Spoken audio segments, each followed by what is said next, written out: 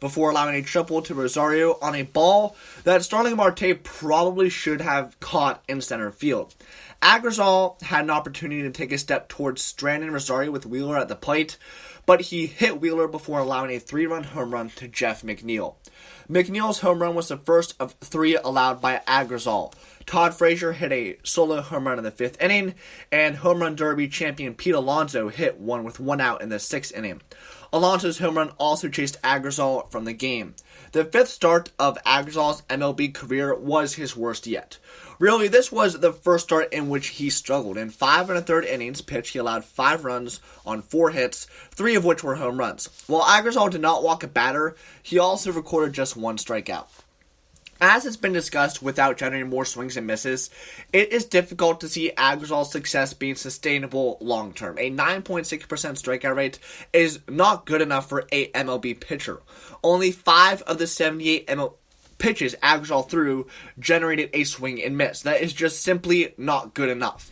Michael Feliz would replace Agrizal after getting the 2nd out of the 6th inning. He allowed a solo home run to Wilson Ramos. The 4th home run of the night by the Mets extended their lead to 6-3. After the Pirates wasted a pair of base runners with one being erased on a double play in the top of the 7th inning, Keone Kela took the mound in the bottom half of the inning. In his 2nd outing since returning from the IL, Kela pitched a scoreless inning while recording a strikeout. He has now struck out a pair in 2 scoreless innings of work since returning to the club this past Wednesday. Facing ex-Pirate Justin Wilson, the Pirate offense would threaten in the 8th inning. Frazier led the inning off with a double, and Marte reached on the 2nd error of the game by Alonso. However, Wilson would pitch out of it. After striking out Bell, he got Reynolds to hit into an inning-ending 4-6-3 double play. Chris Stratton continued his strong work out of the Pirate bullpen by retiring the Mets in order in the bottom of the 8th inning. This sent the game to the 9th, with the Pirates still trailing the home squad 6-3. Seth Lugo pitched the 9th inning for the Mets and retired the Pirates in order to end the game. The home run ball, or lack thereof, continues to be an issue for the Pirates. New York out-homered the Pirates 4-1 in the game. It's not a coincidence that the team that hit 4 home runs beat the team that hit just 1. Adding to the Pirates' woes in the loss was another injury. Corey Dickerson, who has already spent over 2 months on the IL this season, exited the game after a second at bat with left groin discomfort. Hopefully, it was just a precautionary move for the Pirate left fielder. Not only is Dickerson having another strong season at the plate, he is one of the team's best trade chips. If he is hurt again, there's almost zero chance the Pirates will be able to trade the free agent to B before Wednesday's trade deadline.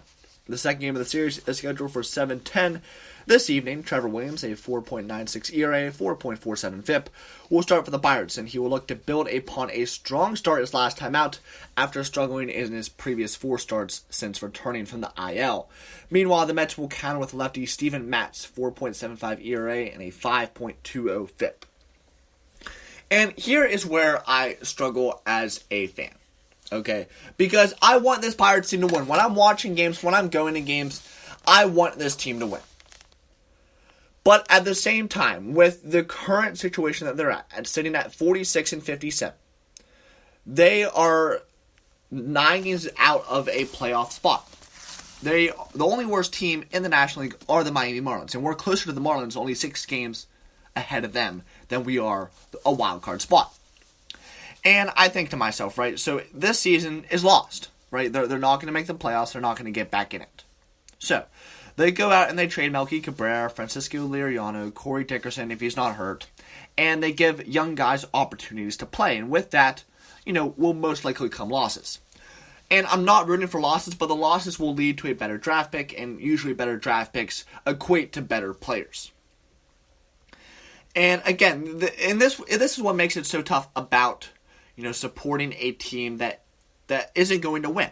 Because what do you root for? Do you root for them to lose and to, get that higher draft pick?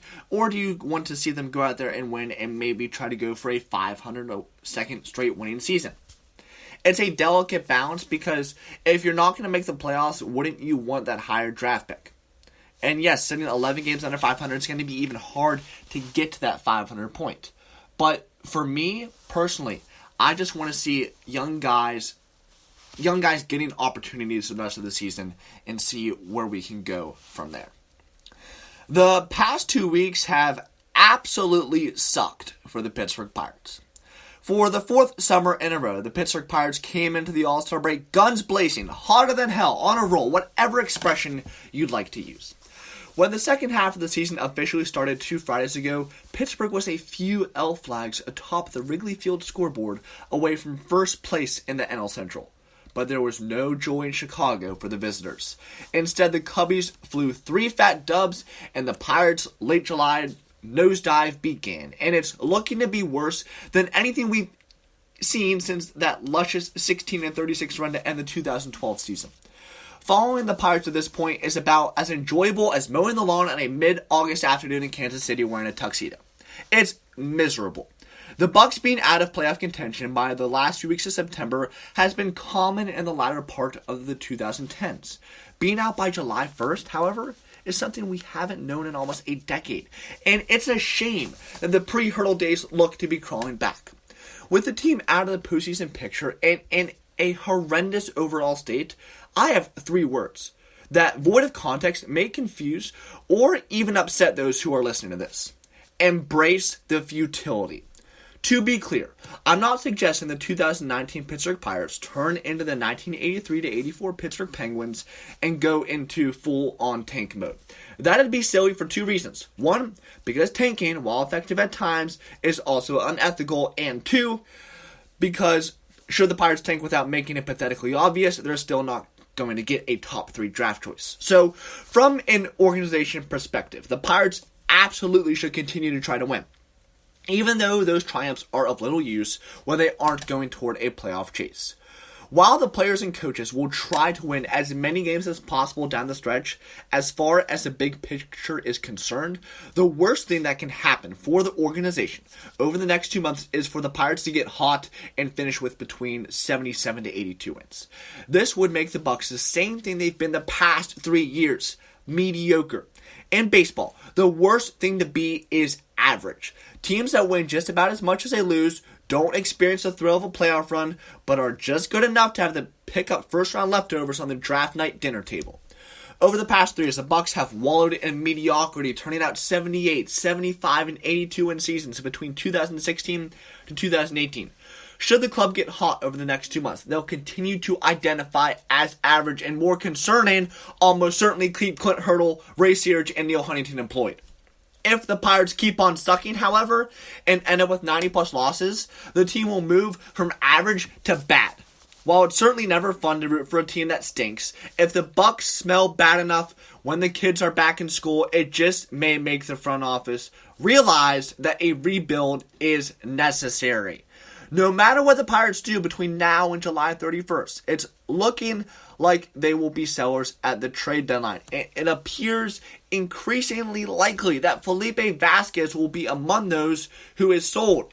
While Vasquez may be gone by August, however, how the Pirates do in the 54 games after the deadline may determine what they do with Starling Marte. At this point, it's possible that Marte is already gone come August 1st, but there's a good chance he stays put. Should the Pirates continue to stink, however, it will be interesting to see what they do with him during the winter months. Marte is as good as he's ever been, but he's 30 and likely will be 32 at the youngest when the Pirates are a playoff contender again. While good outfitters don't always bring in a good return, Marte has value, and trading him would hopefully give the Pirates some promising prospects, and more importantly, would officially launch the rebuild. The biggest reason why the Pirates keep taking L after L after L for the next 2 months isn't as bad as it sounds is what I alluded to earlier. The 3-headed monster of Huntington, Hurdle, and Searage were huge in bringing winning baseball back to the North Shore. They've also been huge in turning the Pirates into a run-of-the-mill ball club. Now, it's looking like this franchise may be worse than run-of-the-mill. If it is, changes may be coming. They probably won't be regardless, but they definitely won't be if the Pirates continue to be average. We are in the worst possible position any sports franchise could possibly be. And it sucks. It does. Being a fan of the Pittsburgh Pirates right now and watching them is absolutely miserable. It is. And I'm not a miserable person, right? I enjoy my life. I go throughout my day. But when I sit down and watch the Pirates tonight, I am miserable. I am. It's at a point where it's no longer fun to watch this Pittsburgh Pirates team play because they get my hopes up every single night just to crush them in the end. And that's what they've done every single season since 2015. Every single season they've been mediocre. But guess what? It is now time to embrace the futility. Embrace it, Pirates fans. Okay, yes, it sucks. It sucks to watch your team lose on a nightly basis. It does. Okay, and from an organizational perspective and from the players' perspective, they're not going to go out there and try to lose. They're just not. As I said, it's unethical, and we're not in a position where we can get a top 3 draft choice either way. But we do not. The worst possible thing, and I've said this, and I'm going to continue to say this, is getting hot at this point. It's the worst possible thing that could happen to us. Because, A, if they do get hot, they're going to end up with a similar draft pick that they had last season. Yes, Quinn Priester, I love the pick, but we want to be within the top 10 like we were in the 2018 draft when we drafted Travis Wagner 10th overall. But we want to get even higher than that. We do. Embrace the futility. I'm gonna be saying that, and it's tough to say. It's tough for me to wrap my mind around because everyone knows, and if you've listened to this podcast or followed my Instagram account for any length of time, you know how optimistic I am, you know how positive I am, and you know how much I love my Pittsburgh Pirates. You know all of that. But as parents discipline their children, right? So, your kid does something bad, you discipline them. And the reason why you discipline them is because you want them to get better. You want them to be a better person. Same here with my Pirates fandom, right? I love this team. But I cannot ignore the writing that is on the wall, what is right in front of me. I cannot be blinded by certain things that tell me, okay, this team can be competitive, this team can win, because they can't. They need to go into rebuild mode. Because if they can do that, if they can move the certain pieces, get promising prospects back, this team has a chance to be competitive in 2021 and make a World Series run. Make that push. They do. And that's what I want to see. And that's what all of Pittsburgh wants to see. But I'll tell you what, if you are hoping that they go out there and have a winning season and don't make the playoffs, and I'm sorry, but that's not being a good fan. Because if you truly want this team to win, and you truly want this team to bring a World Series back to Pittsburgh, which I want more than anything in this world, is to have that World Series trophy back here in Pittsburgh. Because we haven't experienced that in 40 years. 40 years. Way too long. But if we want to have that World Series trophy here anytime soon, changes need to be made. Embrace the futility. Because with futility will come changes. It will. But if this team gets hot and has another average season, mediocre season, changes will not be made. Guys will keep their jobs. The three-headed monster of Hurdle, Sears, and Huntington will all still be employed. But as I said, if this team can lose 90-plus games, Hurdle gone, Sears gone, Huntington gone, move on from Vasquez. Move on from Liriano. Move on from Melky. Trade Marte this offseason. There are things that this team can do to position themselves properly for a World Series run in 2021. And that is the year that we are looking at. That is the goal year for me right now. 2021. If we can make the right decisions, make the right baseball operations moves, we can get to that point where 2021, we are back to being World Series contenders. And listen, Clint Hurdle, Ray Sears, and Neil Huntington have provided some of the best baseball moments of my life. 2013 and 15, golden years for me as a Pirates fan, and for a lot of us as Pirates fans. A lot of us became fans during that playoff run. During those playoff years. And I'm not going to sit here and knock them for that. But this is now. The last playoff appearance we had was 4 years ago, and it's certainly not going to be this year, and most likely will not be next year either. We need to move on. Stop dwelling in the past and move on. 3 words for this show if you're going to take away anything. Embrace the futility. Embrace it because, again, it sucks. But it's a sad reality we're living in, and if you want this team to be good down the line, It's what we're going to have to do.